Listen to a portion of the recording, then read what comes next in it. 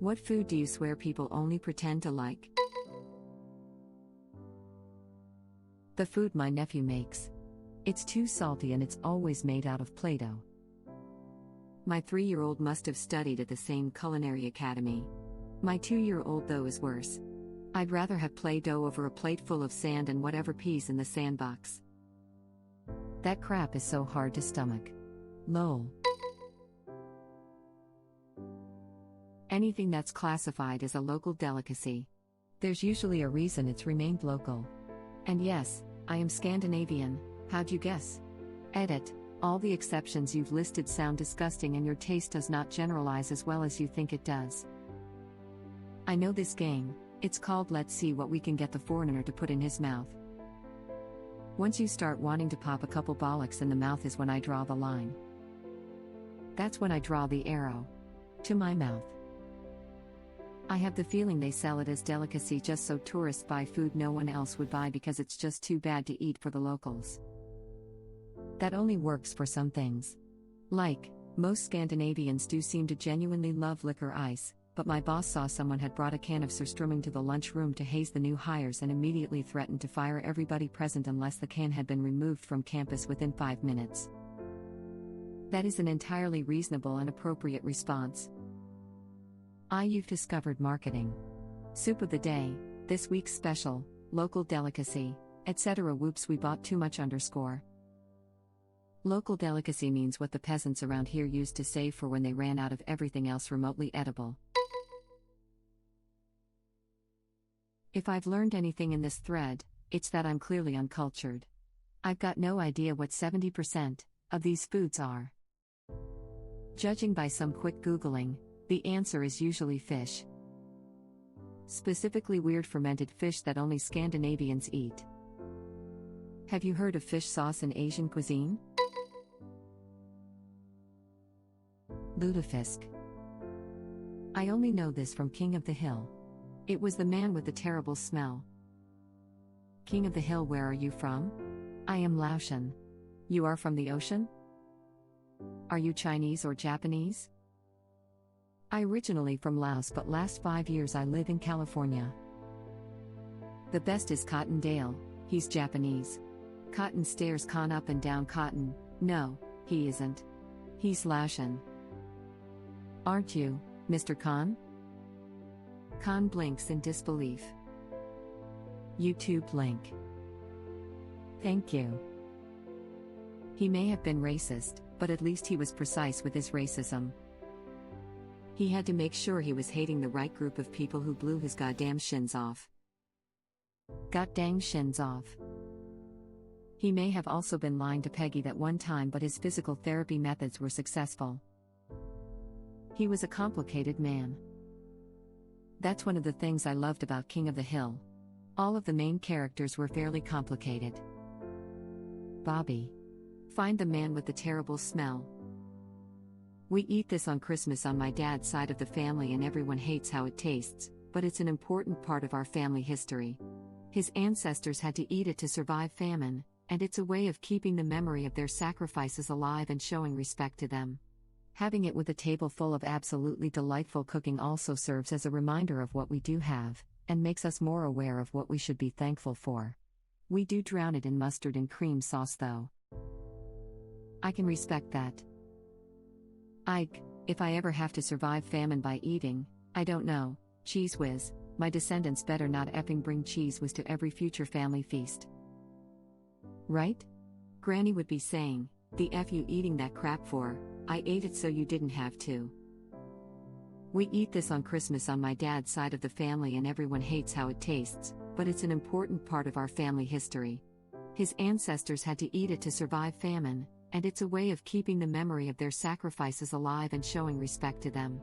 Having it with a table full of absolutely delightful cooking also serves as a reminder of what we do have, and makes us more aware of what we should be thankful for. We do drown it in mustard and cream sauce though. This is a pretty rad and meaningful tradition. Yeah/Norway, but still can't believe Norway chose, of all the foods, this lutefisk business as the countrywide staple for large gatherings and celebrations. Like why? Reddit link. I don't think we did. It's just one of many seasonal foods served during the Christmas season. Pinchot and spinner rib are a lot more common. Fins checking in. I actually kind of like lutefisk, though the sauce is kind of important. Some of the Jell-O salads out there. Green Jell-O with carrots, and sometimes raisins, is an abomination. Also, whatever the hell my mom used to make with cottage cheese and orange Jell-O. My family had this weird notion that if you put healthy stuff in Jell-O that it was a side dish and not a dessert. Nope, you just ruin two foods by making unnatural combinations with them. Mom never did come across a Jell-O recipe that she thought was a bad idea though. Edit, thanks for the awards. Edit 2, since it's a frequently asked question. I'm not from Utah or the Midwest. Mom and Grandma aren't either, they're from Los Angeles. I feel understood here. My grandma once made salmon Jell-O as a refreshing summer dinner. Plain gelatin with chunks of salmon in it. However bad it sounds, it was worse. That's tinned cat food. Oh my god, you're right, it's literally cat food. I downvoted this instinctively, that is truly an abomination. It's called salmon aspic and it was a real trendy dinner or party item, along with other forms of Jell-O suspended foodstuffs. My granddad used to make shrimp aspic. It was canned mini shrimp, celery, onions, V8 juice, gelatin, sometimes lemon Jell-O, and also sometimes SpaghettiOs. I miss him, but oof. And also sometimes SpaghettiOs, sure. Just throw them in too. Why the F not? That sounds like it would make the baby Jesus cry. My great-grandma used to make green Jell-O with shredded carrots and pineapple chunks. I am well aware it is weird AF, but I always liked it. She would serve it at Thanksgiving, Christmas, and other special occasions. I probably like it more due to the nostalgia than anything else. That was a pretty popular thing back in the day from what I've heard. It was useful for using up food that was about to spoil. They toss it in Jell-O and call it a dish. Wild. Edit, I'm not sure why I'm getting all these upvotes, but thank you all. Some people still do this. I grew up poor, so maybe that's why it was a thing. Exactly, nothing goes to waste. If you only had bits of things, gelling it all together turned it into a meal. It got popular in the 1930s, apparently. Edited to add that I use eggs to make a frittata sometimes when I have a bunch of leftovers to deal with. It was also a status thing. People wanted to show off that they owned a refrigerator. That's why we see wild stuff like shrimp and gelatin in like the 50s. Gelatin-based anything was a status symbol for a long time. It was usually the bastion of the upper classes, but once they figured out how to mass-produce gelatin in a dried form, well crap, suddenly everyone could get in on the action. And much like any luxury item that suddenly becomes a Walmart staple, the upper classes reject the hell out of it until it becomes a marker of someone out of touch.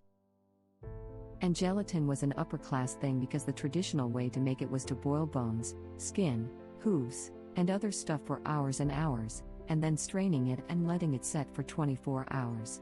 It was both labor and material intensive that was impractical for most people to make. Because in the 1930s it was a sly way to say I got a new fancy refrigerator. Utah Mormons must feel personally attacked by this. The concept of Jell-O salad is just nuts to me. You. As a Swede, surströmming. As a human being, surströmming. As a canned fish, Swedes. Swedes are fine in a stew or roast dinner. Edit, you mean the vegetable, right? Edit 2, thank you all for my first 3 awards, you guys are awesome. Too much artificial sweetener. Chitlins. Seriously, its intestines sort of cleaned and cooked. That's it. My grandmother would make my granddad cook chitlins in the little shed/outhouse where his tools were. No way was she allowing that smell inside. I'll never forget a Jeffrey Dahmer documentary I watched where they interviewed one of his neighbors. A black woman was talking about the terrible smell coming from his apartment while he was cooking human flesh, and she goes, I just thought he was cooking chitlins or something. So in college, Some of my classmates were tasked with helping our forensic anthropologist Professor deflesh remains using what I can only describe as a low and slow simmer method. More than one passerby remarked on how good the soup smelled emanating from the lab. So you used a crock pot? Pretty much exactly that, but science why? When food is prepared in a tool shed. Well, I'd say that's a really bad sign. I'm a black dude with a family from rural South Carolina, near Manning. Chitlins were a thing, but my mom refused to carry on the tradition, and basically I only saw them at my grandmother's. I get that it's traditional and what slaves/poor sharecroppers ate, but I think it's one of the pieces of soul food that we can just get rid of. They're straight up disgusting and unhealthy.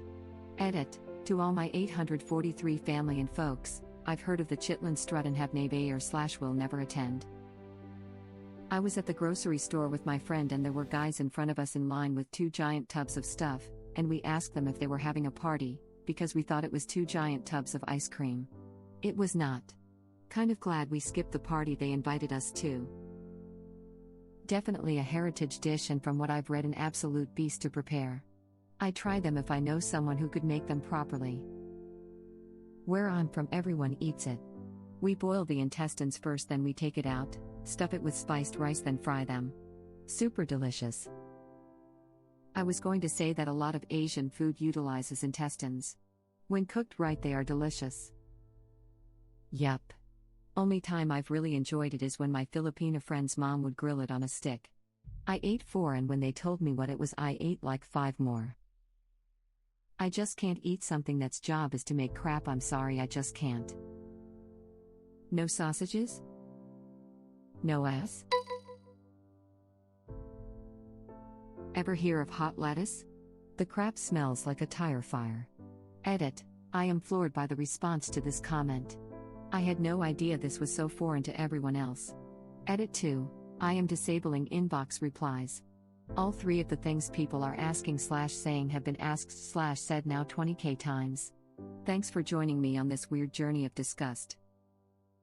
I just googled hot lettuce. I do not recommend. Thanks Urban Dictionary. Hot lettuce, via Urban Dictionary, an exquisite sex act requiring a bagged salad from a local market, a woman's accessible anal cavity, and deep, meaningful desire. First, a man, any man, closes his fist around a portion of the salad. He then lovingly inserts his fist into the woman's anus for a duration of their joint consent. When the couple is sufficiently aroused, the man releases the salad before removing his hand from the woman's anus. With the salad inside, the two enjoy a standard round of anal sex. The man must ejaculate onto the salad, as a dressing.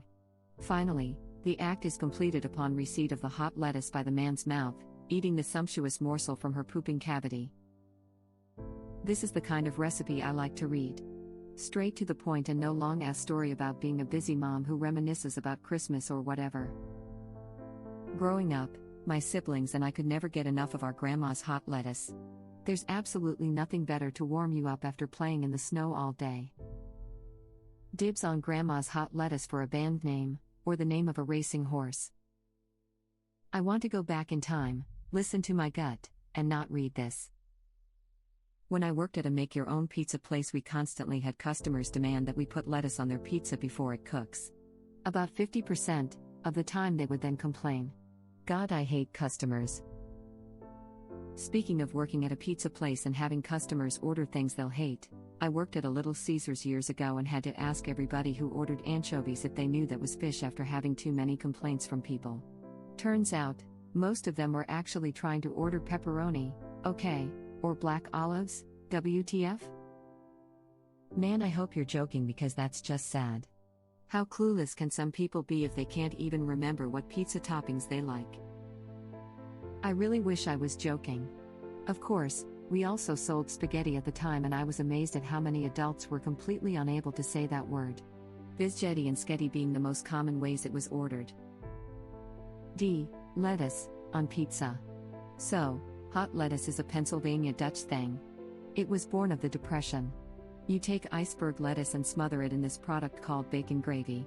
But don't get excited. I know the word bacon is in it, but it tastes little like actual bacon and more like burning rubber. I believe most of them have horseradish in it as well. And that's it. You put it all in the oven until the lettuce is very sad. It stinks up your whole house something fierce. Until the lettuce is very sad. Best directions ever. Cook until you make the lettuce sad. Got it. A classic Chinese side dish is to quickly stir-fry iceberg lettuce in a hot wok with some ginger and season with salt, soy sauce and/or oyster sauce. That crap is delicious if not overcooked. I would expect this with cabbage, but not lettuce. I do this with Taiwanese flat cabbage. Iceberg lettuce though? I suppose I never even thought to try it. Nick Weiger is known to enjoy a nice hot salad. I just Google hot lettuce and an anal sex act appeared? Am I missing the joke? Thank you for watching. If you like our videos, please like them on YouTube. And share them with your friends. Please subscribe to be the first to know about Red Rabbit Reader's new videos. We welcome your comments below. Another of our videos will begin shortly.